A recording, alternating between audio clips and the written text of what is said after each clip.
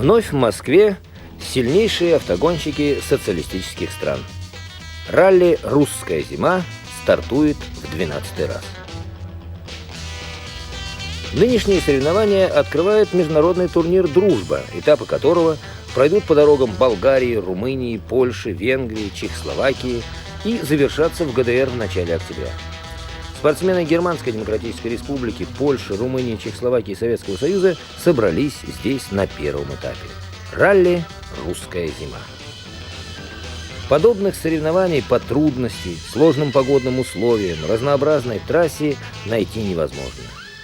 К моменту старта и зима взяла свое. Дороги заледенели и засыпаны снегом, а в этот день и всю ночь, что проходила гонка, мела метель. И без того коварная дистанция стала еще более сложной. Гонка проходит в вечернее и ночное время, чтобы не мешать обычному транспорту. Напомним, что гонщики, кроме скоростных участков, в которых предложено 13, общей протяженностью более 100 километров, передвигаются по обычным шоссе. И здесь они должны соблюдать все правила уличного движения, принятые в той или другой стране. Итак, «Русская зима». Это катание на тройках, блины, скоморохи. Но тройки заменены. Автомобиль сегодня – это 70 запряженных троек. Век скорости, ничего не поделаешь.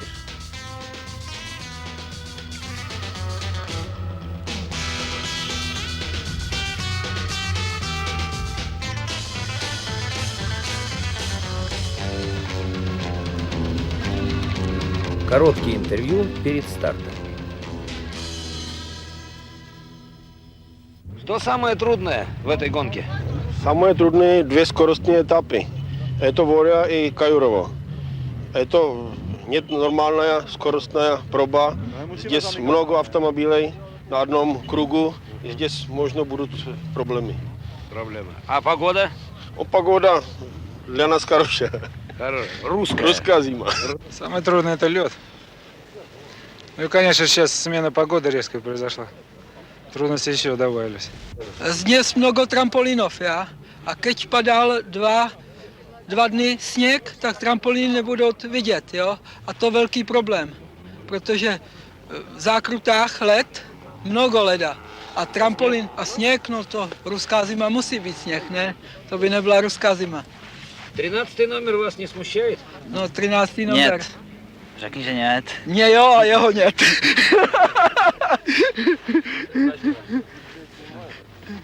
Вы обратили внимание, спортсмены Чехословакии отлично говорят по-русски. Возможно, выучили на ралли, уже 12-й раз в Москве. Москва-река в Крылатском. Тишина, раздолье для рыбаков. Еще несколько минут, и загремят моторы.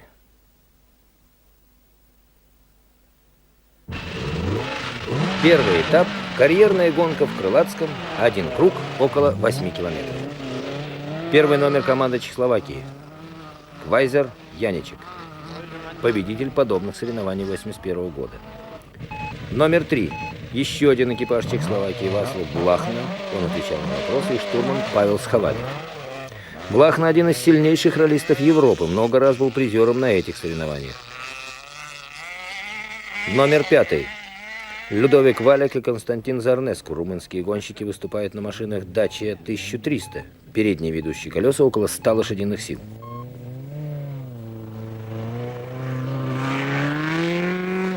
Номер 11. Владимир Гольцов, Сергей Штин.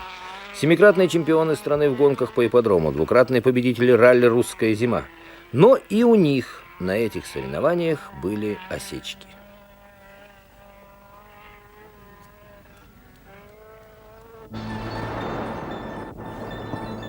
Год 1981.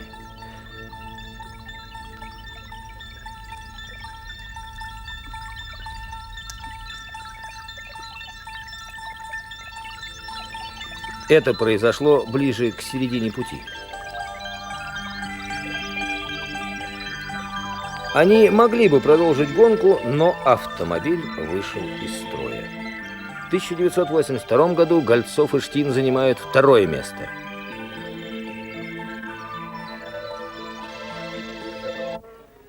И вот новая попытка. Первый экипаж в национальной команде, от них зависит очень многое.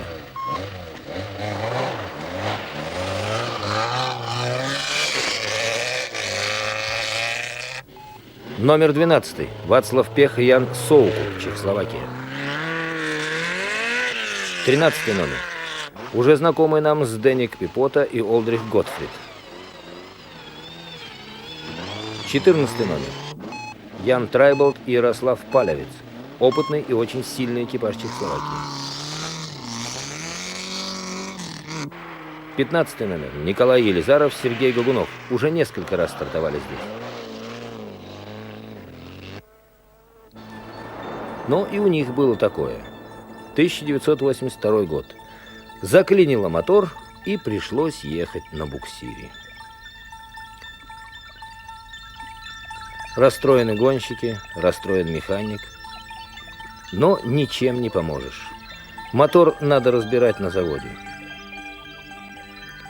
Так для них тогда кончились соревнования.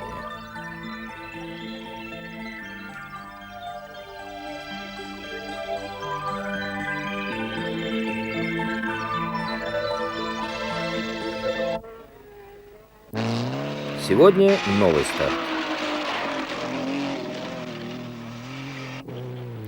38 номер, еще один экипаж сборной. Валерий Сажин и Анатолий Денисов. В прошлом году за 2 этапа до конца соревнований они выигрывали почти 3 минуты у всех. И отлетело колесо. Вот и ждет Валерий техничку у костра. Под утро морозило.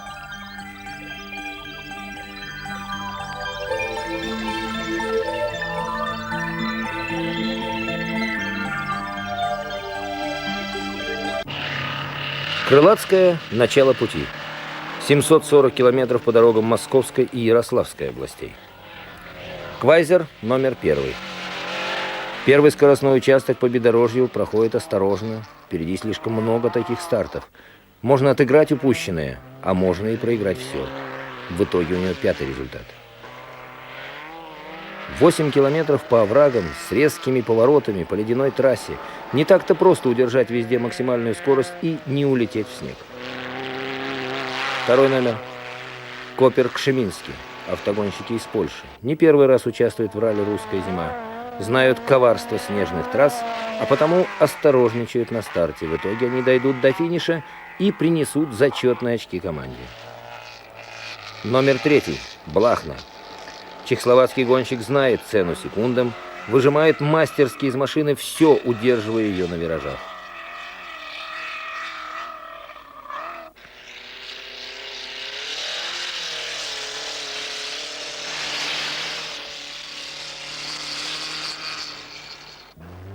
Начинает борьбу Владимир Гольцов.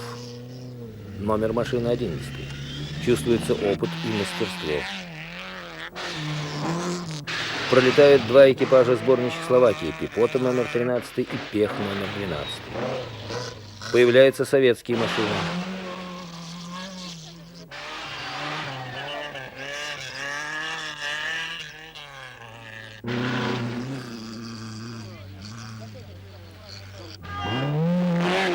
Шестнадцатый номер Виктор Московских, Сергей Додвани. Судя по скорости, лидеры.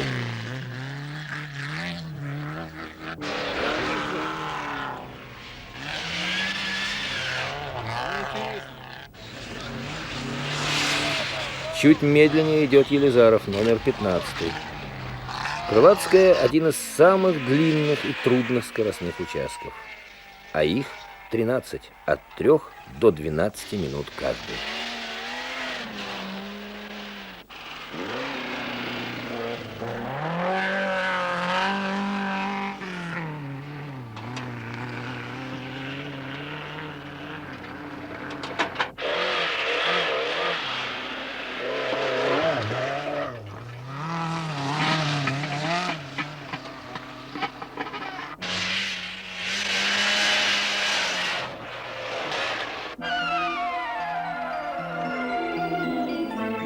Напряжение спадает при переезде к другому спецучастку.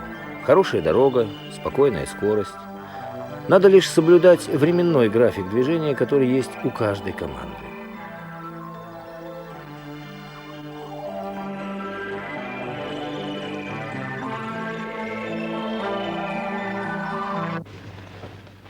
Очередной контрольный пункт. Но что это? Замерла машина под номером 11. Это Владимир Гольцов и Сергей Штин. Вышел из строя двигатель.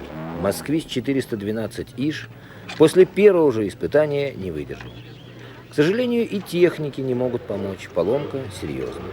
Так закончилось для них это ралли. И 13-й номер, помните, Пипота и Готфрид из команды Чехословакии, тоже остановились. Номер номером, а вот машина тоже не выдержала. Обидно, ведь это только начало всей гонки.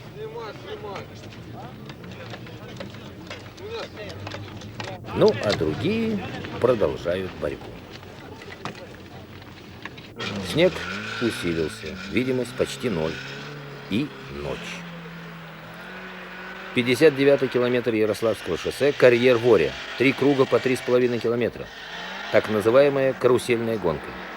Видимость и для наших кинокамер тоже упала до предела. А знаете ли вы, сколько переключений делает водитель во время гонки? Более 100. Руль двигается почти беспрерывно.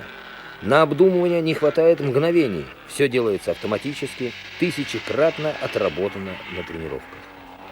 Спортсмены заканчивают гонку, имея пульс около 200 ударов в минуту, как у спринтера. А рубашки можно выжимать. Таково нервное и физическое напряжение. Итак, лидеры. Виктор Московских, Сергей Додвани, номер 16. На втором, и это неожиданность, молодой экипаж, Владислав Штыков, Валерий Ульман, номер 40. На третьем месте Николай Елизаров, Сергей Гагунов, номер 15.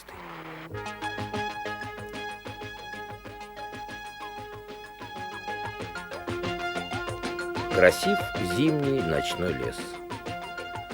Но гонщики это все видят лишь здесь, в Переяславле-Залесском. Перерыв 1 час.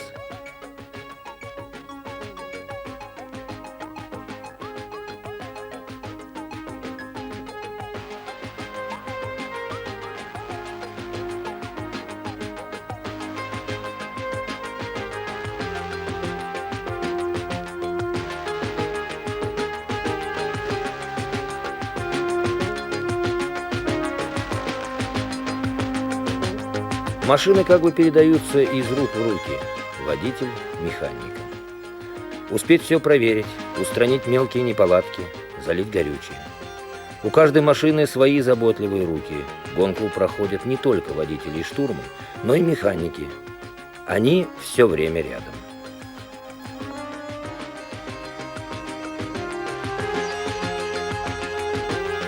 Полночь. Позади почти 400 километров, 7 часов утомительной борьбы с соперниками, трассой и метелью. По-прежнему лидируют советские экипажи.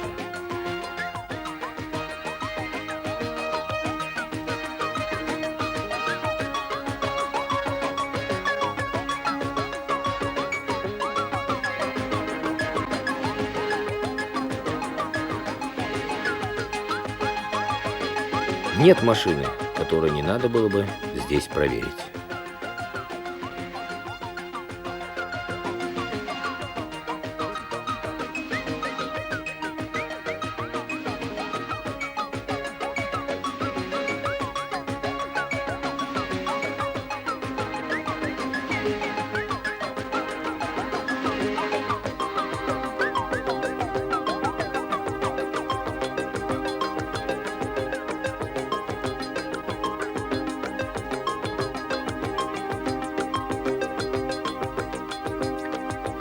Лесная сказка. Здесь отдыхают гонщики. Ужин, или точнее, поздний обед. И, конечно, срочный подсчет секунд. Кто есть кто на середине дистанции. С этим вопросом обращаемся к тренеру сборной СССР Анатолию Бруму. В этом году ралли «Русская зима» оказалось необычайно тяжелым. Погодные условия, очень сильный снег, и гонщики должны развивать максимальные скорости, это где-то 120-140 км в час на спецучастках, а такая мгла снежная, что уже даже со скоростью 80 км в час ехать уже очень опасно. Наша команда имеет потерю. По технической причине сошел Гольцов, у него застучал двигатель. Вот. Но остальные 4 гонщика идут, можно сказать, хорошо. 2 потери имеет команда Чехословакии.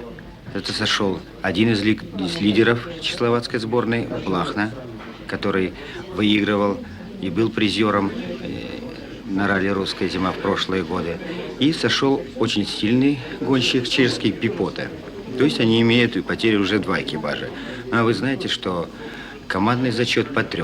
То есть у нас еще сейчас остается запасной 1 экипаж, вот, а у чехословацкой сборной в запасе уже не осталось ни одного экипажа.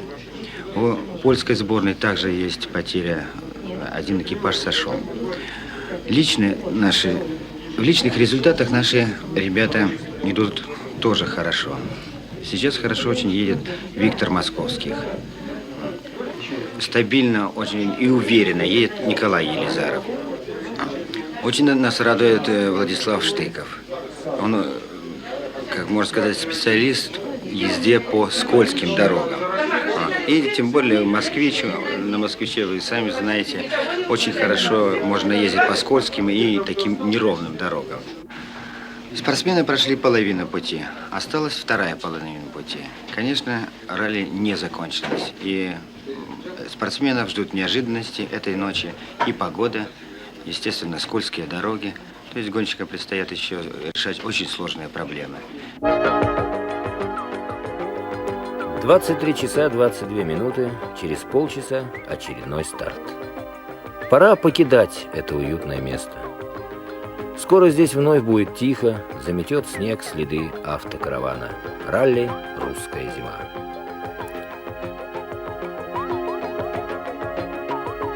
Неспешно ночная метель, чуть поскрипывают сосны, а гул машин уже замолкает за лесом.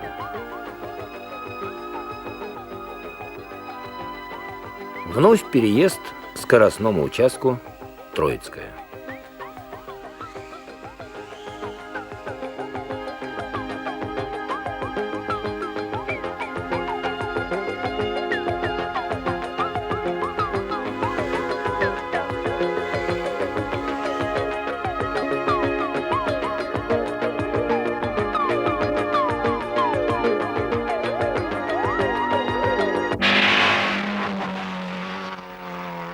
Но приостановим быстротечную гонку, заглянем в машины, а заодно и назовем лидеров.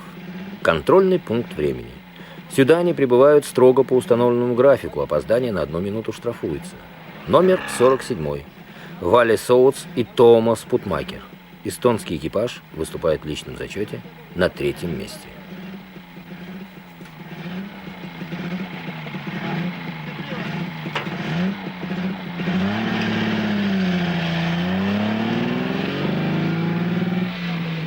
Номер 1.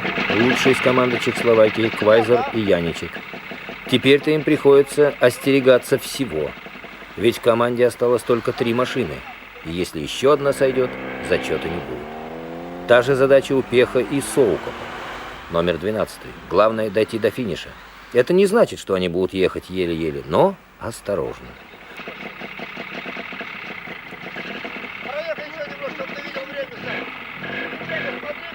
Другая задача у Елизарова и Гагунова. Они пока 4-е. Немного проигрывают другому советскому экипажу, несколько больше лидерам.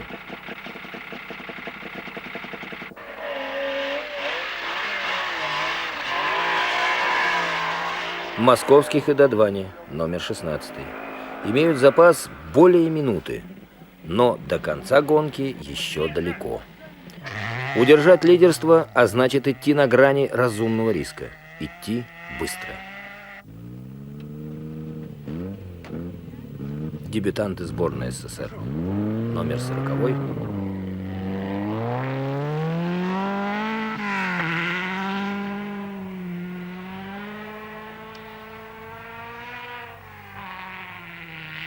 Один из сложнейших участков трассы.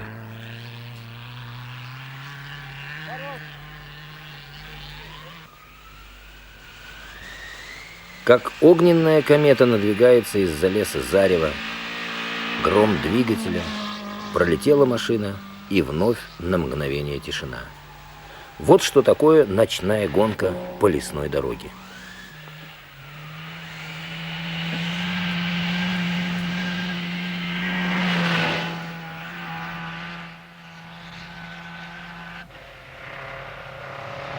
Случаются и неудачи.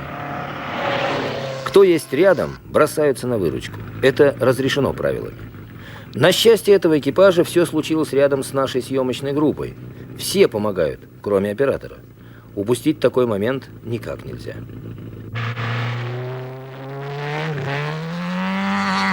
Трасса в лесу. По-прежнему метет. Свежий снег плохо держит на дороге. Огни фар на миг освещают елки под снегом, и вот уже за поворотом мигают красные тормозные огоньки. На этом участке лидеры были верны себе. Сумел поправить положение Елизаров и утвердился Штыков.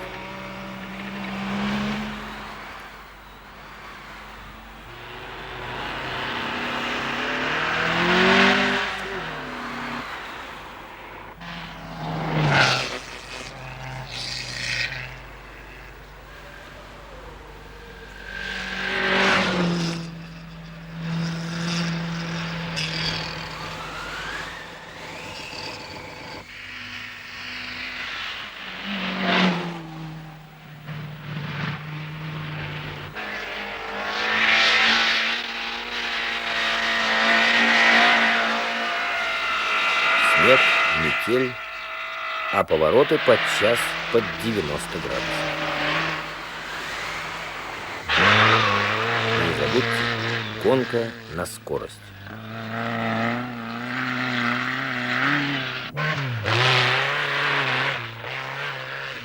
Надо помогать. Лучший результат у Сооца. Судя по всему, эстонские гонщики решили рискнуть.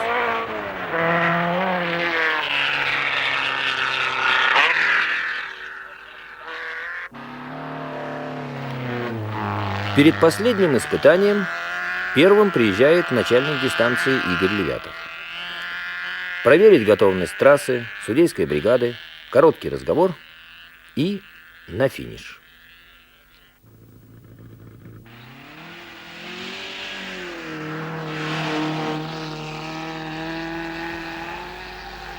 Ну, а теперь машины, подходящие к последнему контрольному пункту. Вновь Крылатская, 5 утра. 13-й час в пути. Сюда гонщики пришли с разными показателями. Елизаров и Гагунов, номер 15, подтянулись к лидерам московских и Додване. На третьем месте Соуц Путмакер, номер 47. Кстати, отвечать на вопросы вежливо отказались. Как они объяснили, для них это плохая примета перед стартом. Идем к другим машинам. Николай Елизаров. Последний этап. Последний отрезок. Что можете сказать? Главное, чтобы не было случайностей. А так, должны доехать. Что было самое трудное? Я уже говорил, что лед. И на всей трассе так? На всей трассе совершенно. Но сейчас еще бы ехать можно, такую же трассу. Только начали вкатываться.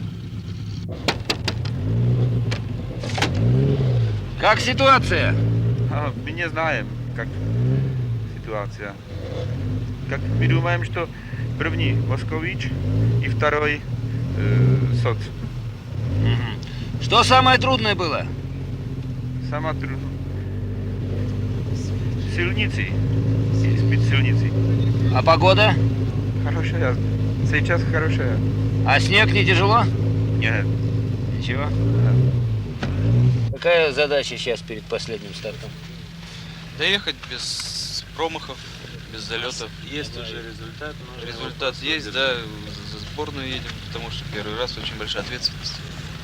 Нужно аккуратно доехать к последнему часу. Вот туда прямо залезть. А это машина лидеров.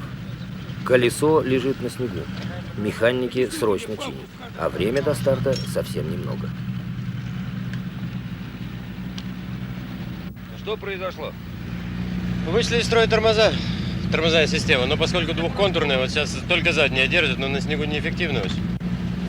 Без передних тяжело ехать, но сейчас постараются механики устранить. Я думаю, что будет все нормально. Последний этап, какая задача? Пройти без ошибок, ну и с минимальными потерями, поскольку машина неисправна, сохранить те позиции, которые уже есть. Ясно. Что самое трудное было? Начать, а еще труднее кончить. Спасибо. Пожалуйста. Ну, молодцы механики. Успели все поставить на место, и московских уходит на последний скоростной круг по оврагам Крылатского. На финише у них будет лучший результат на этой дистанции. Соутс и Путмакер делают все возможное, чтобы отыграться.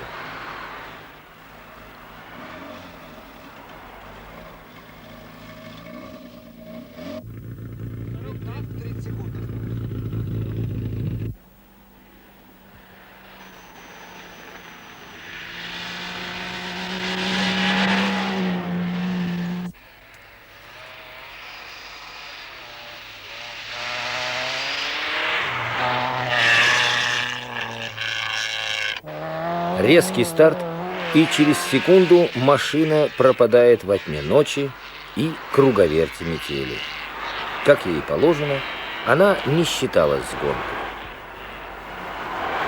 Однако, к нашему удивлению, закончилась метель, как только завершилась гонка в Крылатском. Стих ветер, и снег почти прекратился. Так что же это такое автомобильное ралли по зимним дорогам? Русская зима. 7 машин не добрались до Крылатского. Испытания оказались непомерно трудными. Конструкторы и инженеры, конечно же, разберутся в причинах поломок. Спрессованное в соревновании время эксплуатации машины выявляет конструктивные и производственные недочеты, как рентген. А потом на серийных машинах появятся новые решения, новые узлы и схемы. Ведь главное – заставить жить и работать автомобиль как можно дольше. И без таких перегрузок сложно найти решение многих проблем. Блестяще показали себя на этих трудных зимних дорогах «Лады» и «Москвичи». А вспомним, как отлично прошла наша «Нива» вездеход по труднейшим трассам Париж-Дакар. Соревнования ралли «Русская зима-83» закончились.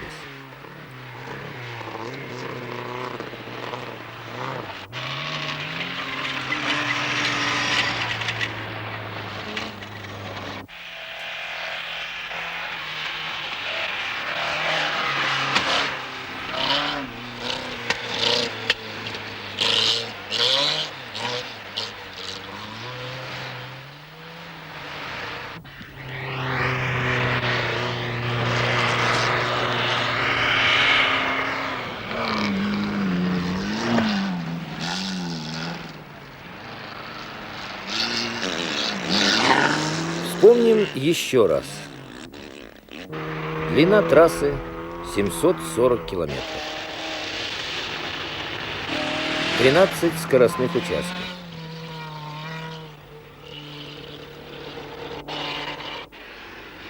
Более 100 километров гонщикам пришлось пройти с максимальной скоростью.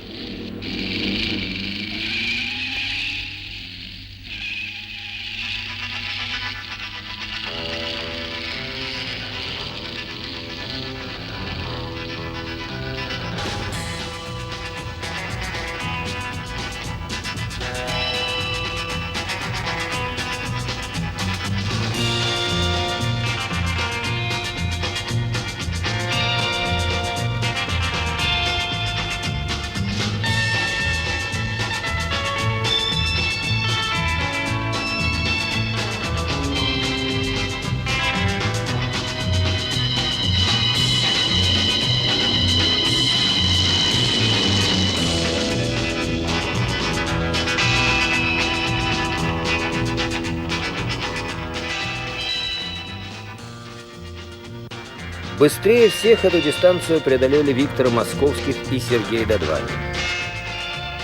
1,5 минуты им уступили Николай Елизаров, Сергей Гогунов. Третьим был экипаж Валли Соутс и Томас Путмакер. В командном зачете сборная СССР в 10-й раз завоевала главный приз и стала лидером в розыгрыше Кубка Дружбы. Впереди 6 этапов по дорогам социалистических стран. До встречи на ралли «Русская зима» 80.